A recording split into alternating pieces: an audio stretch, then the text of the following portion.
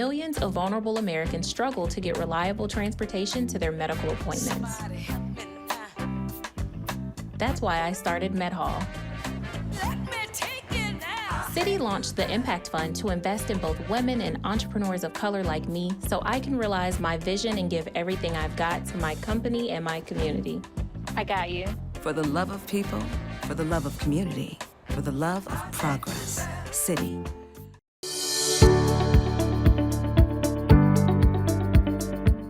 Welcome to PaleyFest New York. I'm Emily Aslanian, Associate Editor for TV Guide Magazine and TVinsider.com. And I am delighted to be your host for this special conversation honoring Fear the Walking Dead. Thanks to PaleyFest's official card and official sponsor, Citi, for helping to make the event possible. Fear the Walking Dead returns for its 7th season, which premieres on Sunday, October 17th at 9/8 Central, followed by a new episode of World Beyond. And for fans who want to watch the episodes early, they are all available on AMC Plus a week before their linear premiere, beginning Sunday, October 10th. To remind everyone of where we left off at the end of season 6, Teddy detonated nuclear warheads across the Texas landscape, and it will be up to those who survive to decide what this new beginning will look like. They'll also have to do it, of course, in a world that is devoid of light and hope, where the outside air is just as deadly as the walkers that they face. The survivors will find out who they really are and what they're really made of. Some will rise to the occasion, some will find new purpose, and some will redefine themselves, even if it comes at a terrible cost to those they once considered family. Now, I can't wait to talk to the cast and creative team on what we can expect in this new season, especially after the intense season 6 finale. But first, let's check out this exclusive clip from episode 702 featuring Morgan and Grace.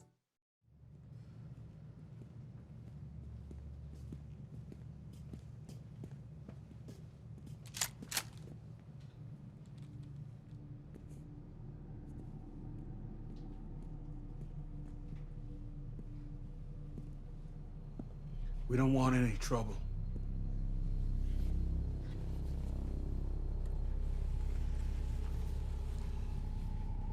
Well, that makes 2 of us. This is all sub. Last I checked, the USS Pennsylvania belonged to the Pacific Fleet. You been following us? You the one came with us on the road? Look, I said we didn't want any trouble. And that sounds like trouble? Just thought you'd come and steal from us, is that it? Morgan. Morgan Jones? How do you know that name? Victor's told us all about you. Victor? Victor's alive? Oh, very much so. And here we thought this scout was gonna be a bust. So let's dive right in. We are thrilled to welcome the members of the series cast and creative team. Joining us are Scott M. Gimple, Chief Content Officer of the Walking Dead universe, Andrew Chambliss, co-showrunner and executive producer, Lennie James, who plays Morgan, Karen David, who plays Grace, Jenna Elfman, who plays June, Colby Hollman, who plays Wes, Alexa Nisenson, who plays Charlie, Keith Carradine, who plays John Dory Sr., and director Aisha Tyler, who will be appearing in season 7. Welcome to all of our special guests, and welcome to everyone out there that is watching. Please don't forget to subscribe to Paley Center's YouTube channel at the link below. Let's kick this off. First question is going to be for Scott, Andrew, or Lennie, whoever wants to take it first. But the key art, the trailer, even the exclusive clip that we just showed, they're all giving off this really strong Morgan versus Strand situation that is brewing. Is that the direction that we're headed this season? And is it a clear good versus evil kind of thing? Yeah, I'd say it's more than brewing. I mean, Strand did throw Morgan into a big kind of pile of walkers on a submarine. So yeah, there are going to be some. Instead of rolling oil. Yeah, you know. But yeah, things are going to heat up, and you know, it's. I would say things on the show are never as simple as good and evil. Everyone's got a point of view. Everyone thinks they're right, and you know, everyone probably is right in some ways. I don't know how Lennie feels about it, but that's how I kind of feel exactly as you've said. Really, there is no good and evil as absolutes in this show, and I think whatever you think of Morgan, whatever you think of Strand, your perceptions and opinions are going to be challenged. Whoever's side you think you might be on at the start of this, the chances are you might not be on that same side by the end of this. And also, Strand gets to wear some really cool clothes. Oh, yeah. Not that I'm jealous, but I thought I'd mention it. Yeah. There is sort of a, I mean, we might as well give it up. There is a bit of a fashion off in like season 7. What, the hazmat suits and the gas masks, you mean? Yeah.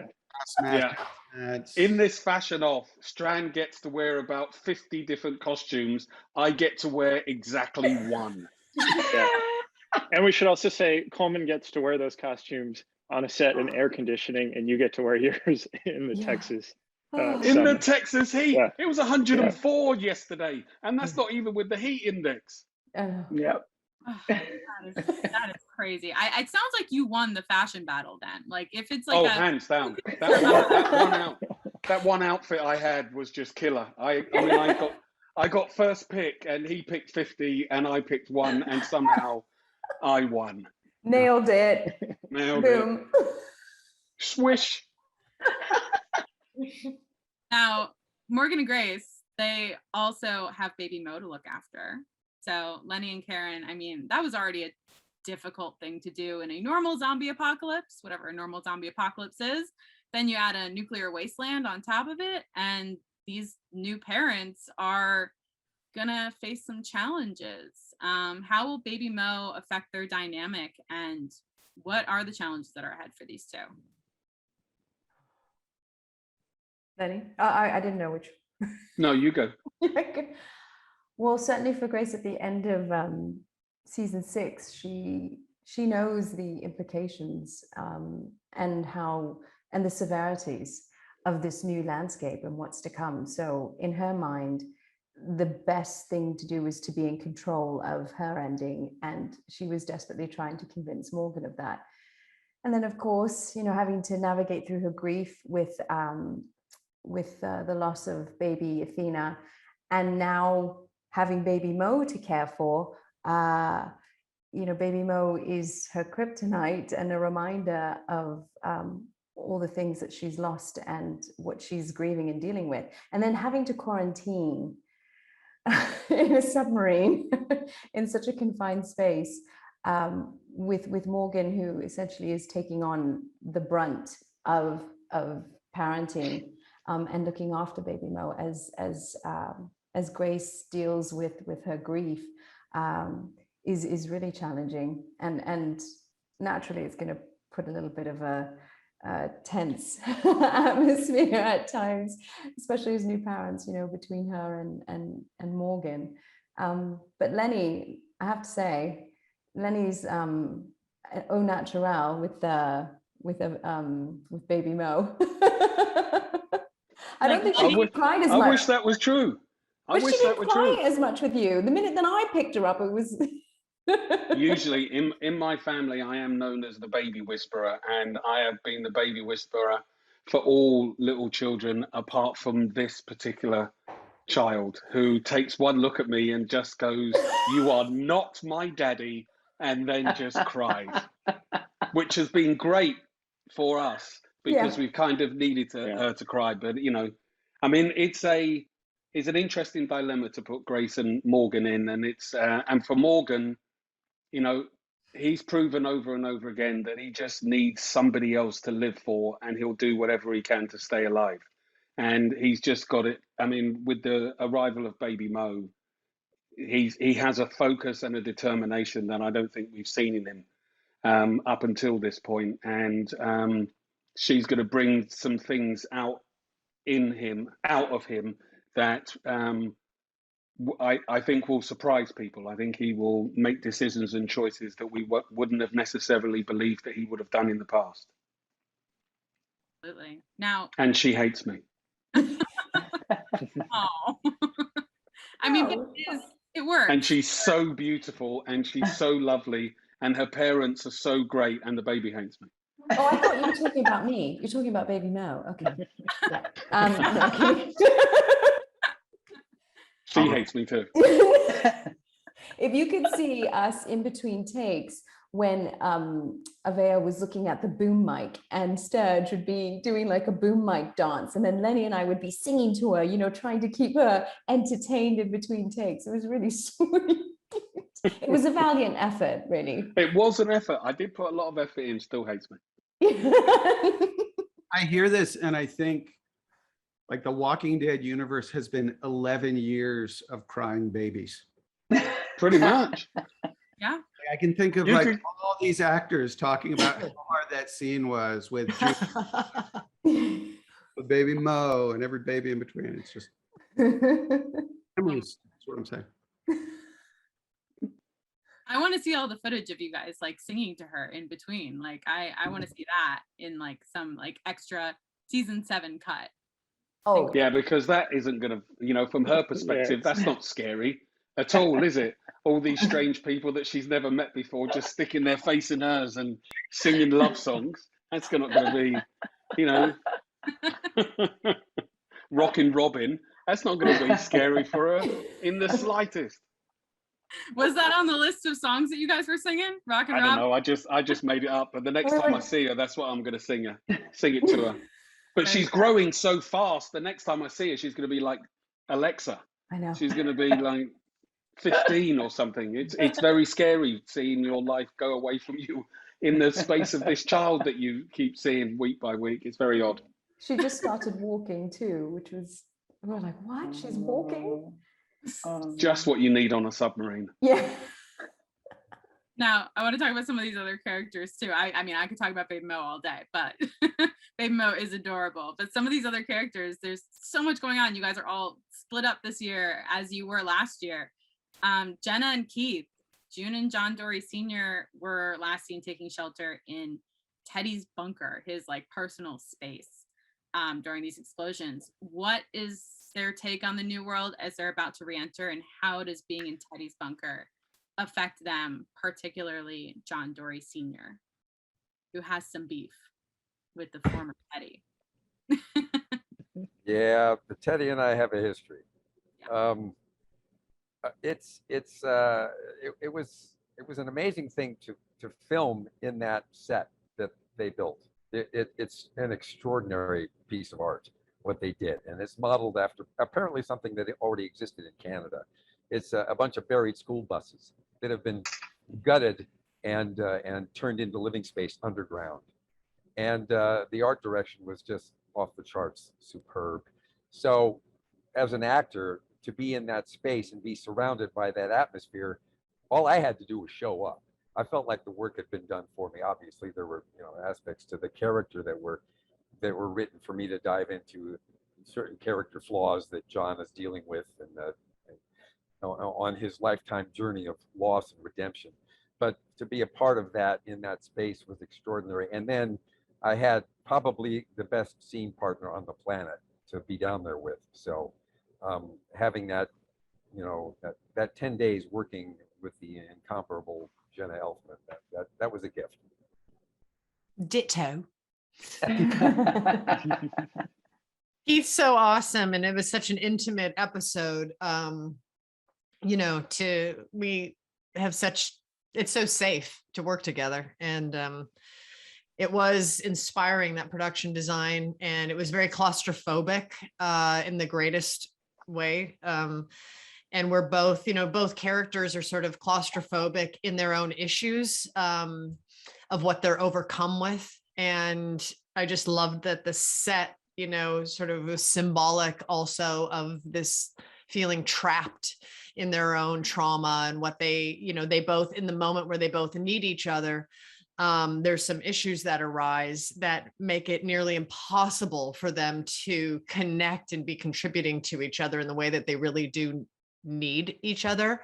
And so it was really fun to navigate all these twists and turns that come in that episode. And yeah, working with Keith it was really awesome. Now, Colby and Alexa, Wes, Charlie, and a whole bunch of other of our favorite survivors who are not with us today, hopefully were flown out of range of the explosions by a Civic Republic Military helicopter. Can you guys tease where we're headed story-wise with their journey? Yeah, I mean, for Charlie, I think this is a really interesting season because we get to see two really different dynamics from her. We really see that she's grown up, she's mature, she's strong, but we also see a little bit of vulnerability from Charlie this season, which I love. I love that I get to do both. And yeah, I think growing up in this world, you know, she's kind of been forced to grow up really fast and always be strong and always kind of maybe seem older than she is. But I think at the core, we really get to see this season that she kind of connects with her inner teenager and has a chance encounter that really lets her explore that more. Nice. Yeah. I was gonna say, me getting to escape, you said, with Charlie in the helicopter was pretty cool because, you know, like the way these anthology things work out, you see these characters matched up with different characters that they haven't been matched up with before. And so it gave, you know, some of us the opportunity, people like, you know, Alexa Nisenson, which I don't usually get to work with like that. And so it is cool to see, you know, how Charlie's developing in her and how she's growing with the character as well. So that was really awesome to see. Thank you, Colby. You're the best. Mm-hmm. How is Wes doing in the aftermath of his brother's? Yeah, that's the big thing. The last thing you see Wes do, he spray paints the dead Riley and says, you know, this is not the end. And I think that is an homage to his brother. And so he still does have like a chip on his shoulder. And it's not so cut and dry. You know, you don't really see him kind of grapple with the death of his brother and what he did to him at the end of last season. But that will play a role moving forward. I absolutely loved the spray painting of the zombie. I mean, I think it just like, it hit so perfectly with what Fear has always been, which is ultimately like a very hopeful show. Yeah. Hope has always been such a centerpiece of this. And that moment was it for me. Like, that was great. Yeah, no, that was a call to arms for real. Yeah, definitely. Now, I want to talk a little bit more the CRM, if we can. Scott or Andrew, perhaps. How big of a role will the Civic Republic Military play this season? There is a moment I spotted in the trailer where we see Morgan and Grace in front of a CRM copter, and obviously, you know, Wes and Charlie were flown, rescued, maybe not rescued by the CRM. How big of a role can we expect?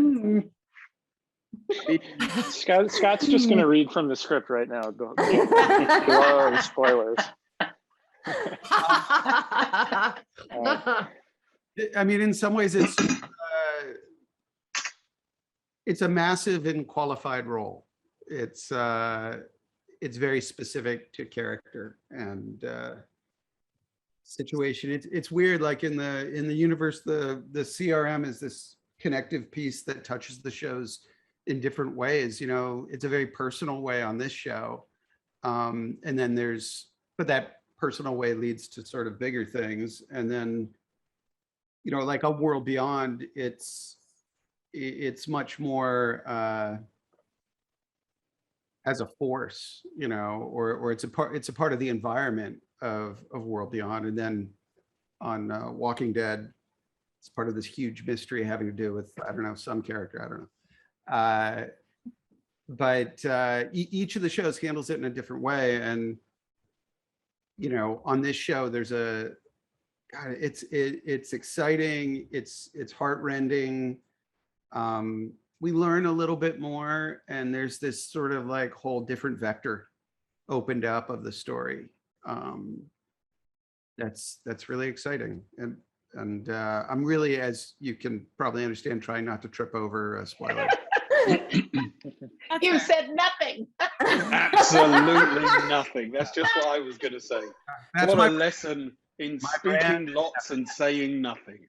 Yeah. Heartrending in the apocalypse. Thank you. Heartrending in a different way, but yes. Tap dancing so eloquently, Scott. Thank you. The pro. Now, on this show, it's this, and on that show, it's that. You know, Andrew and I were just talking about how, I think one of the last panels we did, I think I said, there's a lot of characters and things happen to them. Yeah, and I think you also said, and they experience emotions. So. Oh, thank God! Yeah, We all thought we were doing it wrong. Yeah. I'm so sorry. I'm so sorry to wait, but I'll say more until I get the kick under the table from Scott. I think the thing that is interesting to us in terms of fear is obviously the relationship we saw Al have with Isabel, that existed in that moment almost as kind of a one-off where they thought this was the only time it could happen. The fact that a CRM helicopter showed up at the end of last season and that Al was on the other end of that walkie, I think speaks to something having changed in kind of the expectations of that relationship on one side, both sides, we'll see.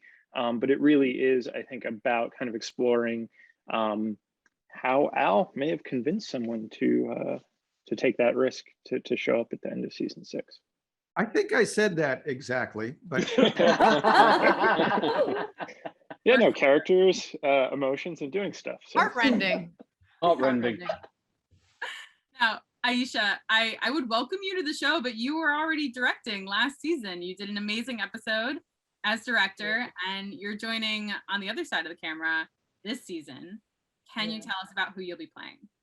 Well, much like Scott Gimple, there are people, things happen to them, and they have feelings. I literally like was trying to look at my phone again to like figure out what I could say about my character, and it's like essentially nothing. But you look really badass in the trailer. Let's just talk about that. It's badass. Yes. It was what I will say is that I love this show, and I love this whole, I love Walking Dead World. People know that about me. And so to come back to the show in front of the camera was a real treat. And I got an email from Ian and Andrew, and they're like, do you want to come and do the show this season? And this is going to sound much more froofy than it is. I was just like, guys, I'm slammed, and I don't know that I can really give you the time that the show deserves and that you deserve. And I don't want to commit to something that I can't really put my whole heart into. And I was just kind of like, it's like your friends call you and you want to give them your all and you feel like you can't do it. And then I read the script and I was like, I'm canceling everything for all of 2021 to play this character, because she was literally like, they had read my 8th grade diary, and like every single thing I dreamed of being as an adult was this character. She's a human being. She has feelings. She does stuff, and she looks badass. So it was a really lovely experience to be able to come back and get to interact with everybody on the show in a different way, and get to play a really extraordinary character in a world that is going to be very different from everything that people have experienced watching Fear so far. But I loved what you said. This has always been a hopeful show, and I think in this particular iteration of the world that everyone's experiencing, they're going to need all the hope that they can get. Yeah, and I want to say that I think that Aisha's character, whose name is Mickey, we can say that. Okay, I don't know. I'm just not saying anything. I'm just like shapes, colors, sky. She takes part in what may be one of my favorite and most fun Walker set pieces that we've done, and actually shot by Lennie James.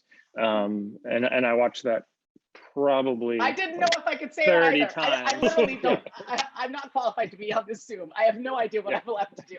I mean, you're saying, a Walker set piece. That's like saying things happen. Okay. Yeah, that's true. That's true. But it is such an unusual angle. It is you couldn't look at this character and be like, oh yeah, we've seen that before. Yeah. We have not. It's crazy, and I will say another heart word. It is heartfelt. Her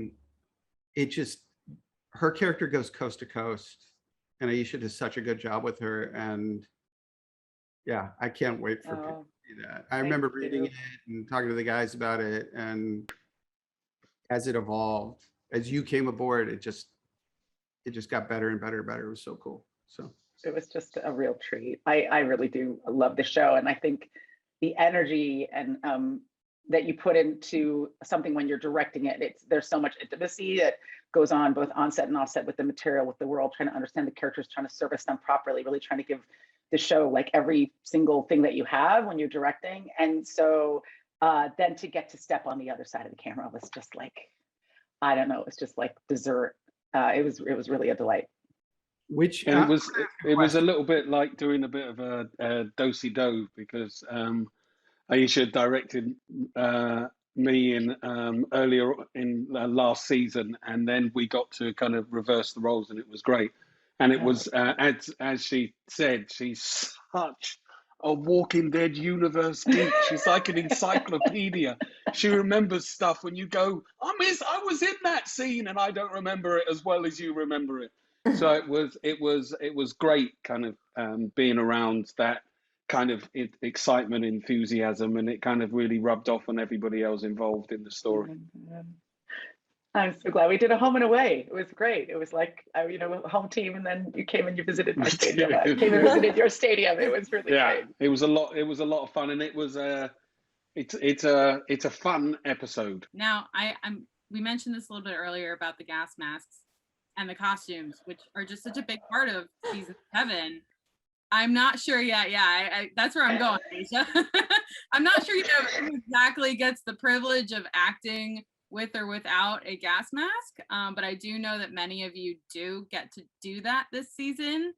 How challenging was that for you all as actors to do these scenes where often so little of it is actually visible? How hard was that? We missed it so much from season 5. That's why. Especially Lennie, he just loved being in that hazmat suit. When I first got the gas mask on, because we had to work out how we were going to do it and how we were going to do it with the microphone. And so they had to feed the microphone inside the gas mask and put it in the mouthpiece. But because you can't really hear yourself, you end up shouting. And the sound people came over with their ears bleeding, kind of going, we need to turn you down, dude. We need to turn you down. Because you're literally, someone stood right there. Karen stood right there. The baby's right here. And I am screaming just to hear myself. So we had to kind of sort that one out pretty sharpish. But, it was a trip. It was a challenge. We rose to the challenge, and can't wait to see the back of them. And there, I mean, legitimately is like a catalog of every style of gas mask you could wear. And the hard thing for us on the side where we have to cut this together and we have to be able to see everyone's eyes, see their emotions, see what they're doing. It was all about finding like gas masks where you could see all that, and if not, finding creative ways to still see all these wonderful people's faces as they're doing the work, so we can see that emotion that Scott is a big fan of. Yeah. I will say this. That's really, I think, just want to say this very quickly, that the challenge that Andrew and Ian and Scott laid down to us this season with dropping the bombs and causing a second apocalypse, I have to say I am immensely impressed and proud by every single department in our show and amongst our crew who have stepped up and risen to the challenge. Our design teams, our practical effects, our visual effects, the sound, the costume, everybody has stepped up and really embraced the job that needs to be done, and has gone out and done it, to clouding the sky, to the color of the filters that we're using, to the costumes that we live in, by creating all of these different gas masks that remain true to the journey of the characters and not just picked up because you need them, on every single level. And we've all done it with loud complaints and hating it, but we have done it. Yeah, in 100-degree weather. Really, in 100-degree weather. Yeah. And that's, I have to say, that's the people that we work with deserve an ovation for the amount of work that they've put in this season and how they've risen to the challenge. And a really good vacation. Yes. But it truly is like every department coming together and contributing in really big ways. I mean, like we had to start importing smoke bombs from Europe because we went through the entire supply in the US, blotting out the sun. And that's not a joke, that's true. And I will say that, like, you know, shooting the show, and there were so many technical elements that were really unusual. I mean, the smoke bombs were like an unusual thing. I've never seen them or used them on a set before. And it was just extraordinary, like the landscapes that they were able to find. There were extant places that looked like the apocalypse that were really beautiful and burnt out. But then the end result is gorgeous and like nothing I've ever seen on television. And I think that's really exciting. It's hard to do something truly unique in TV, and this season looks incredible. Like I remember shooting it and then seeing, you know, looking at some of the footage and being like, oh my God, it's devastatingly beautiful. So yeah, I think people are going to be really startled and delighted. Yeah, it looks absolutely stunning. And I mean, you guys kind of teed up my next question perfectly, because yeah, it's the landscape. It looks like a brand new show almost. Like it's just entirely different. It's so cool to see how it's come together. What were some of the goals? Like when you knew that you were doing this nuclear apocalypse, this next level, what were goals that you had in mind visually that you wanted to do, like the smoke bombs, which sounds like we're all out of smoke bombs after a certain while. Yeah. Sorry, America. Yeah. The apocalypse just suddenly ends in episode 708 because we ran out of smoke bombs. So, the smoke clears. Yeah, you know. European smoke bomb. Boom. So what were some of your goals visually when creating this landscape? Like what can you tease for viewers? Yeah, I mean, it really was about kind of redefining the look of the show and creating an environment that felt like it was going to set all of our characters kind of back, you know, it make them students of the apocalypse again, because they have to learn everything all over again. And that was really all designed to push them in new directions, kind of get them to their breaking points to see who would break, to see who won. And to really continue to evolve them. But it was, you know, a tall order, and like Lennie said, it came together beautifully, and we just owe a tremendous amount of gratitude to, I mean, literally every department came up with really creative ways to represent the apocalypse and tell that story kind of from their point of view. It's really exciting when everyone kind of steps up and gets excited about doing something new. Which is hard to do in season 7 of the show. Yeah. Now I know, Scott, you're probably going to shake your head when I ask this question, but we know Strand is kind of stepping up into a threatening role. There's always whatever's murkiness is going on with the CRM. Are there any other threats besides the landscape, CRM possibly, and possibly Strand that are on the horizon?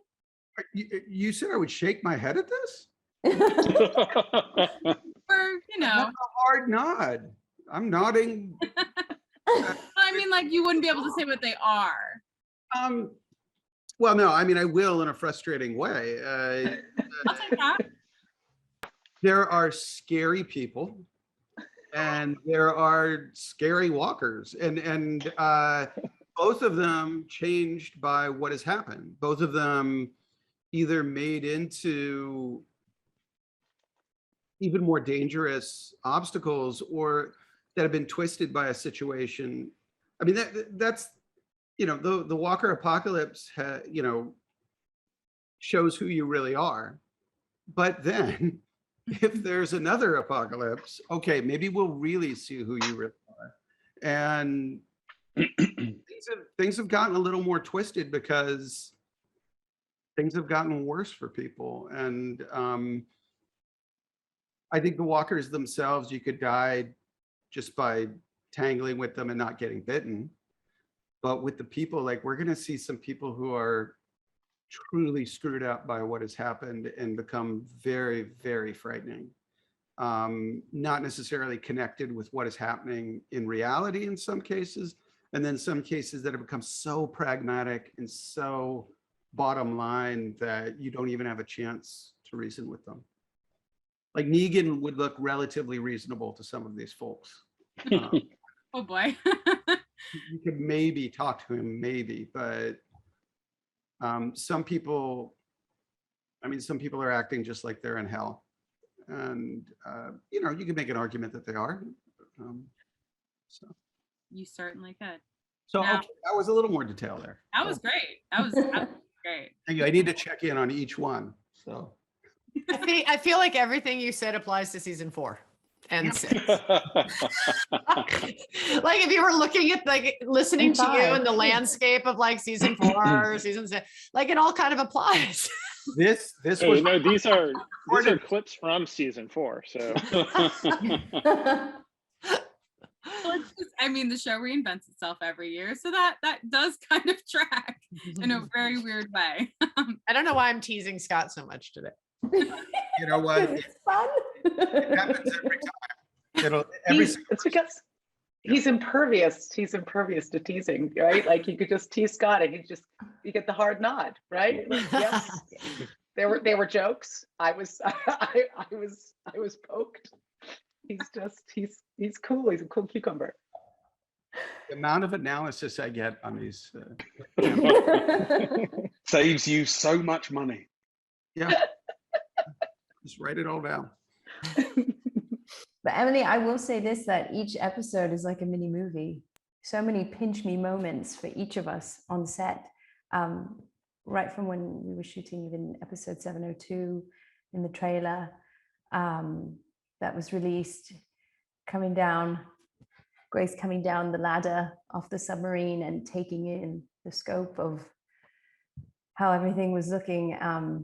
It was spectacular, even with those smoke bombs that Scott and Andrew mentioned.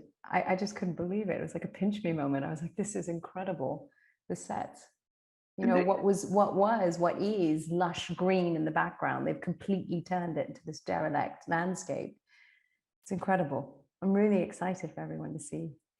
And there are like a lot of worlds within this world. Like it's crazy. Like, I mean, there's so many different types of sets. There's so many different types of situations. And it isn't all bleak. There's some stuff where some people have very intelligently created good situations for themselves. And the contrast between these episodes, you know, the anthology isn't just the characters' stories, but it's the worlds that they inhabit. And that also speaks to just the amount of work that's been done, because it wasn't like, okay, here's the new apocalypse. It's like, here's 15 versions of the new apocalypse. Mm-hmm. You know what I think is cool too is, you know, we've talked a lot about the visual landscape with the visual effects, special effects, production design. But what I really love that I think is significant in this season, which will become more evident as each episode plays out, is the visual transformation of each character. Not just their emotional transitions and transformations that are significant, but how that manifests physically on them is quite dynamic. And I think it's the most visual of all the seasons in that way too. And how the physical transformation, you know, is connected to their mental transformations. And I just, in the, you know, landscape that we have this season, I just feel like it's really rich that way visually, with how drastic the characters are changing or reverting or, you know, diving deeper into whatever it is they're manifesting this season. But it's super rich. Yeah, absolutely. Colby, you raised your hand earlier. I don't know, did you have something to add to that? Yeah, I was gonna add just kind of on the, you know, like the set itself. We were filming on, you know, stages for some of these things, and they've built like this 360-degree wall of sorts, and it's kind of, you know, it's very barren with the, you know, with the nuclear warheads going off. I think it's very stunning. Like we're just walking onto that set and seeing how they changed, like, I guess like the technical crew was to change the lighting and thing. I walked on set like a kid in the playground. Like, I've never seen something like that. So I'm very excited to see how it translates, you know, in the editing room, because that's going to be as cool for me as it is for you guys watching. Yes. Now I have one more question. I think we have time for just about one more. Nice quick one. This is from our festival sponsor, Citi. Fans have truly embraced the entire Walking Dead universe. What do you feel are some of the elements that keep them so engaged and passionate about Fear the Walking Dead? Scott, Andrew, maybe one of you should take this one first. I mean, I think it's, some people have mentioned this before, but it is really that Fear is a show that always returns to hope. And no matter what these characters have been through, I mean, season 7 is literally as hard as it is for any of them. But what these characters are struggling to do is to hold on to that little piece of hope that's going to allow them to fight through it. And I think that's something that speaks to the audience, and whatever situation people are in, that's, you know, what they can relate to. And I would say that, you know, Fear and the other Walking Dead shows, they do have that story value of the characters first, and that works so brilliantly with zombie stories. You know, zombie stories up until Walking Dead, for the most part, were just in films, and you couldn't invest in those characters as much because it was, you know, an hour and a half, 2 hours. But the stakes are so high because television demands that you connect with those characters. They become a part of your family, whether it's Cheers or Lost or Grey's Anatomy. You are connecting with those characters. You are inviting them into your home every week. But in this world, they could go at any moment. So all the scares and all the stakes of a zombie movie are heightened every week as you fall in love with these characters and you involve yourself with these characters more and more and more. The horror is more horrible. The redemption is deeper. The moments where you can smile, those mean that much more. And it really is, I think, a question of the form dictating the content. And we have these, you know, wonderful characters. We have these wonderful actors portraying them. And that makes everything so freaking scary because you don't want to lose any of them. I would add one other thing, that, you know, that we are in an apocalypse on top of an apocalypse, and somehow we're managing to tell really, really beautiful love stories through it. This season has some really epic, important, vital love stories. Some from couples that we've seen being together and what changes between them, but also new love stories and first-time love stories and love stories that are tragic and some that are funny, and but all of them are really vital and real within this universe, and the choices that people are making for each other because of their love. That I think we are really exploring that this season, and like I said earlier, it's kind of, we're taking big swings at it, and it's and we've earned the right to do that, and we're just doing it with real aplomb, and I'm really proud of us for remembering the humanity and the hope, but also the love that happens between people, and why people keep standing up, waking up, and walking. Very well said. I love that. I think that's all the time that we have today. Thank you guys so much. And thank you everyone for joining us for this very special New York PaleyFest conversation with members of the wonderful cast and creative team behind Fear the Walking Dead. And thank you to PaleyFest's official card and official sponsor, Citi. You can enjoy more of these programs by clicking the subscribe button below. Thank you and take care, everybody. Thank you. Thank you so much. Thanks for hearing.